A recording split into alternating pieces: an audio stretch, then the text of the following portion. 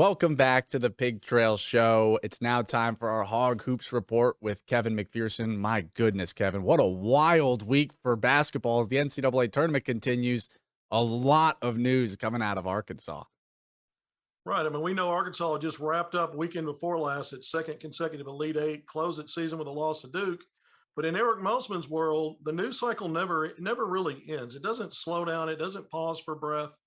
And on Monday, we found out Arkansas wrapped up its third pledge from a five-star recruit in the Mm-hmm. 2022 class and its third McDonald's All-American. So both of those items, when you add Nick Smith, Jordan Walsh, when you add to them Anthony Black, it's unprecedented in Arkansas history to have, more than two McDonald's All-American in one class. That happened only once in history with Todd Day and Lee Mayberry in 1988, but you surpass that with three.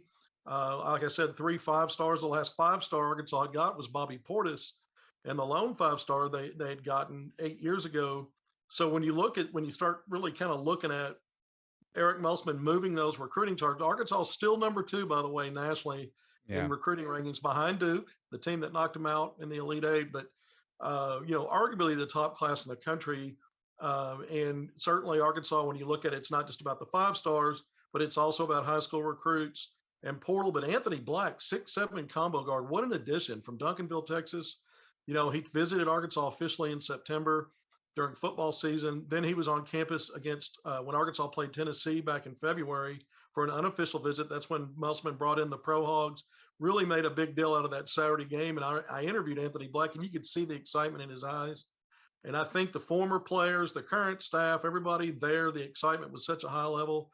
And maybe there was a full court recruiting press put on, but it came down to Arkansas and Gonzaga. Speaking of NCAA tournament Sweet 16 matchup, Arkansas wins on the court there and in the recruiting battle just a few days later. So very impressive with this, that what Anthony Black's able to do when you look at his game. And we'll talk more about the McDonald's game that was played a day after he committed to Arkansas on Monday.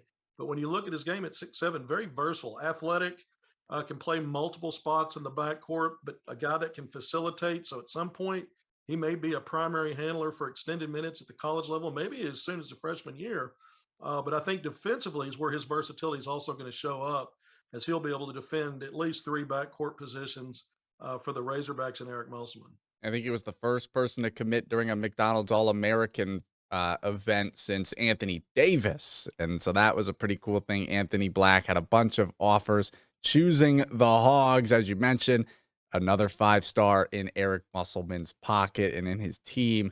Let's dive into that McDonald's All-American game because it's swarmed now with Hogs. Obviously, Nick Smith Jr., Jordan Walsh getting to play in that game. What did you see out of that weekend that Arkansas fans could really look forward to? Well, that's just it. It was an extended weekend. When everybody pays attention to the game, it's nationally televised. That's what it's always been about. But when you're talking about the fact that NBA scouts attend these things now, and it really starts when they arrived in Chicago over the weekend before the Tuesday game. You had multiple practice sessions. You had a lot of 3-on-3, 5-on-5 breakout sessions, drill work. You had a scrimmage on Sunday.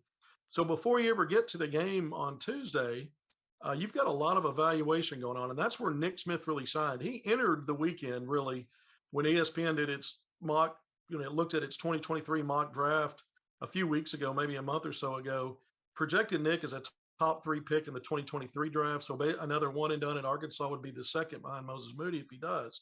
And the top high school player to come out.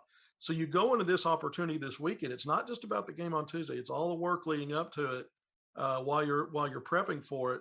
And the scouts came away impressed. I had one scout text me over the weekend that this guy was for real. Another onlooker there that has influence in the basketball game said he was the best player there. And then you started to see these reports talking about Nick Smith, the 6'5" combo guard out of North Little Rock, being mentioned among the top 1, 2, 3 players there. And that conversation carried over during the McDonald's game. So his West team, playing alongside his future teammates Jordan Walsh and Anthony Black for the West. They didn't win the game. They got blown out by the East. Nick had 8 points, didn't have his best shooting night, but everything was really baked in with him. So he now emerges from this opportunity still in that conversation as a top 5 pick. In fact, one of the mock drafts that just came out, one of the top mock drafts from Bleacher Report that was just released just a couple of days ago, has Nick going 4th overall. So he's still in that conversation as a top 5 pick. second among high school players or first among high school players in the next draft, because we know it's all about foreign nationals and guys that are upperclassmen as well, coming out of Mhm. college. So pretty impressive company that Nick Smith Jr. is keeping in mock drafts. Razorback fans are just excited to get him to be a Razorback. So we're jumping way ahead of ourselves. The same with Jordan Walsh, who, by the way, led his team, Link Academy, to the Geico National Championship game on Saturday. Came up just short there. He had big numbers, averaged 20 points a game in the quarterfinals and semifinal rounds, putting up numbers with rebounds and assists as well. But Link fell to now uh, two-time champions in a row, Montverde Academy. That's, I think, won 6 of those Geico tournaments going back to the early 2010. So no shame in the way that finished for him. And of course, Anthony Black. When we go back to the McDonald's game, I thought he made some spectacular passes and showed great court awareness. He and Nick Smith Jr. both have that in their pocket among their skills. And I think Nick Smith Jr., and I look back on it, Nick, really showed throughout that he can play the 1 or 2 spot. And that's what I've always said. He's the best combo guard in the country, Mhm. regardless of class. He's probably maybe the best player overall, but definitely a guy that is so versatile because he can play the 1 and 2, not just effectively, but with an alpha mentality. And he's so determined to win games, and he plays with such a high level of energy. It's no doubt why scouts are drilling over him before he stepped foot on a college campus. It'll be exciting to have those 3 McDonald's All-Americans coming to Arkansas, and they always say, though, Kevin, is when you get so many great recruits, it's hard to have so many mouths to feed, and unfortunately, the tough part about the offseason is that as new people come in, now with the portal, people leave, and we've also seen that a little bit with Arkansas, a couple players leaving, and it started with Chance Moore. And we're going to kind of run through the timeline of what's happened this week because it's been busy for Arkansas in terms of roster shifting. So take us through some moves that have happened for Arkansas. Well, this is customary for Eric Musselman, at least since he's been in Arkansas. I told you the news cycle never ends, but it's kind of a chop, chop, chop. So everything doesn't just come out all at once. It kind of unfolds through the week. And so it's Anthony Black off the board on Monday to the Hogs. The next day, a player at his position, Chance Moore, no surprise there. Top 75 player, according to ESPN, coming into Arkansas in that 2021 class. Didn't play much this season. I think a total of 8 minutes in 5 games. Was expecting to see that. He's in the transfer portal just the day after Anthony Black comes on board. And then you start to see more movement. Arkansas adds its first player out of the portal, a big man, which I think is a great move when you consider how thin Arkansas's front line was last year. Only 2 players taller than 6'7".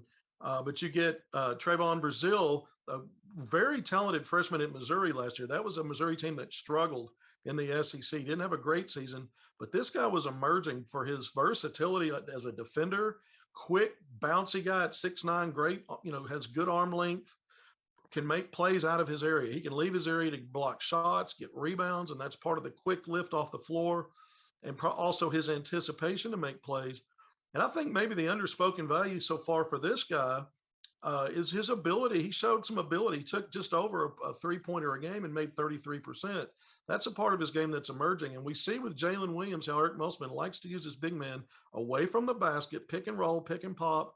And you want your big man to have versatility to be able to knock down shots because it opens up things for other players, not only playing in that two-man game with him, but guys that are offsetting, to help space the floor. So I think this guy's versatility as a freshman last year at Missouri is a big deal in terms of what Eric Musselman likes to do.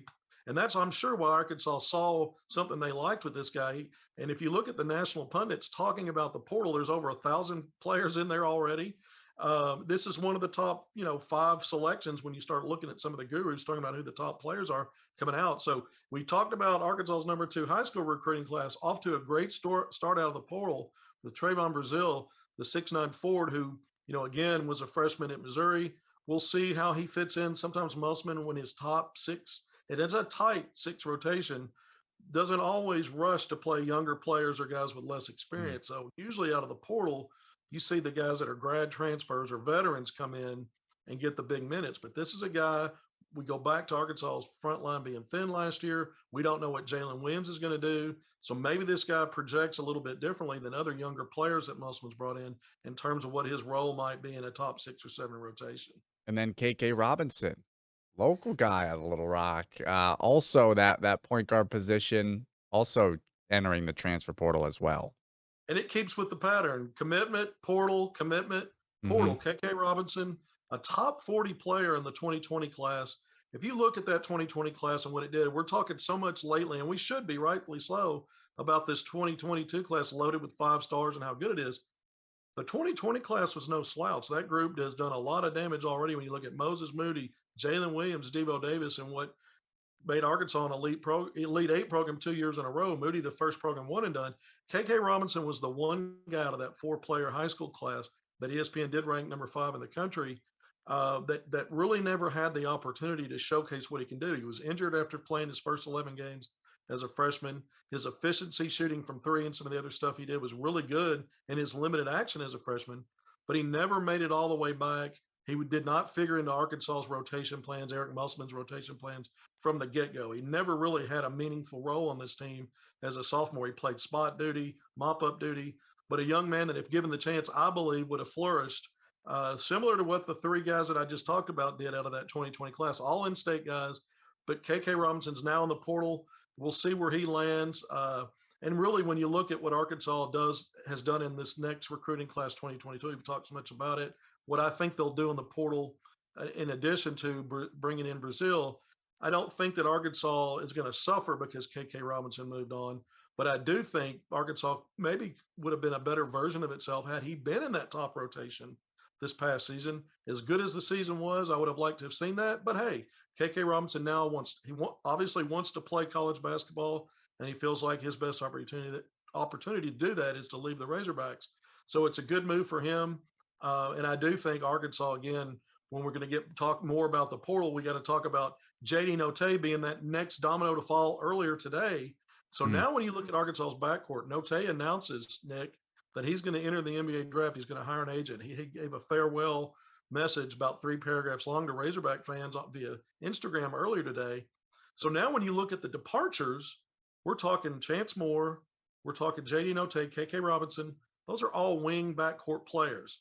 And so even though Arkansas has a very talented group coming in, I think now this sets the table for Eric Musselman to go back into that portal. And I've been saying it for a while, but now that these moves are official, I think Arkansas is going to reach into that portal and go get a veteran guard, a guard with experience, maybe a guard that can play the 1 or 2. But even with the talent that Nick Smith Jr. brings in, Anthony Black, as guys that can be on the ball, facilitate. Presumably Devo Davis comes back. Who knows if there'll be an announcement there. If a guy's coming back, there may not be a need for one. We'll see if they do one. But if he's coming back, he's another guy I think we're going to see on the ball as he continues to progress in some of those primary handler and facilitator duties. But I still think Eric Musselman's going to get back into the portal and look for, another guard that's got experience. And look, we don't know what Adese Tony's going to do either. And even though he defends backcourt players on offense, he's more of a 4, like a very small 4, because he plays around the basket and not an on the ball type of player or shot creator. The other thing I want to mention about Notae, because I don't want to just say that he's moving on.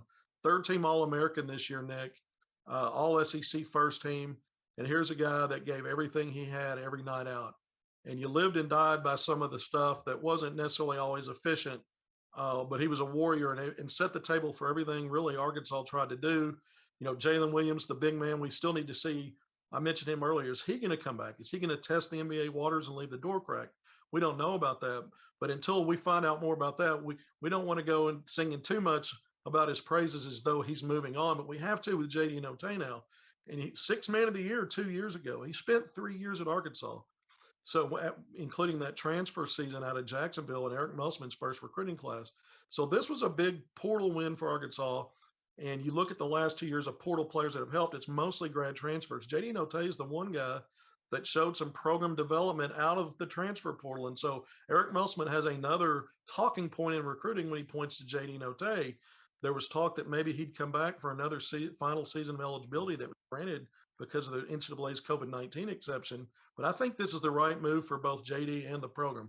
I think that the time is right for him to go pursue professional basketball. He needs to put himself in those scenarios for whatever helps him get better and prepare himself. And I think Arkansas, with so many guys that I think are alpha and going to want to be on the ball, I think it doesn't force JD Notae to take a smaller role or a role that he may not be comfortable with, which would best suit, if he had come back, the makeup of the next roster, because on the roster he was just on, You could not shut him down. You could not limit what he did. If you try to make JD Notae less than the way that he plays, Arkansas may not even be an NIT team, Nick. Well, it goes without saying, for everyone who leaves the Razorbacks, whether it's through the transfer portal or to professional basketball, of course, we wish guys like KK and Chance and JD the best of luck in whatever they do in the future of basketball. And JD Notae right now, I've seen he's kind of projected. I think NBA Draft.net has him as the 49th best prospect. So you're looking at late second round or possibly undrafted. So it's going to be a work to get into the league for JD, but he's done enough to at least give himself a chance. Yeah, and that's a good point. When you look at guys like Patrick Beverly, who took a journey, a roundabout journey to get to the NBA, and he was drafted. He was a second round draft pick. But a lot of guys now have to, even when they get drafted, you're playing on two-way contracts. They're doing a lot of time in the NBA G League. Sometimes they have to play overseas, and so I think the big thing with JD, the way that he plays is he's not.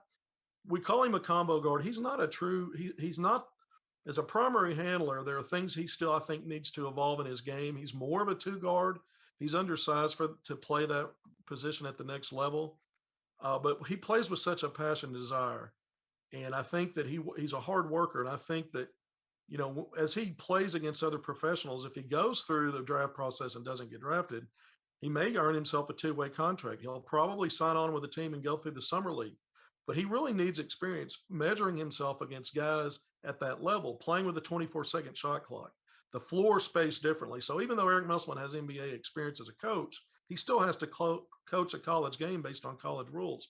And I think really the best thing now for JD is the step that he's taken. Look, he was a 5-year guy in college, played 4 full seasons, spread out after that transfer year that he sat out after coming from Jacksonville. So I'm not sure there's much more he could have done in terms of productivity to help himself. And I certainly think getting into the pro game now is best for him to transition and figure out what he's going to need to do to not only get in the pro game at some level, but stay in it. And that draft is June 23rd, the 2022 NBA draft. JD Notae signing with an agent, which means his career at Arkansas is coming to a close, and he will test his ability in the pro league. We'll see if he can make some waves at the next level. That will wrap up our Hog Hoops report. Thank you so much for joining us, Kevin. We got more Pig Trail Show coming up after the break.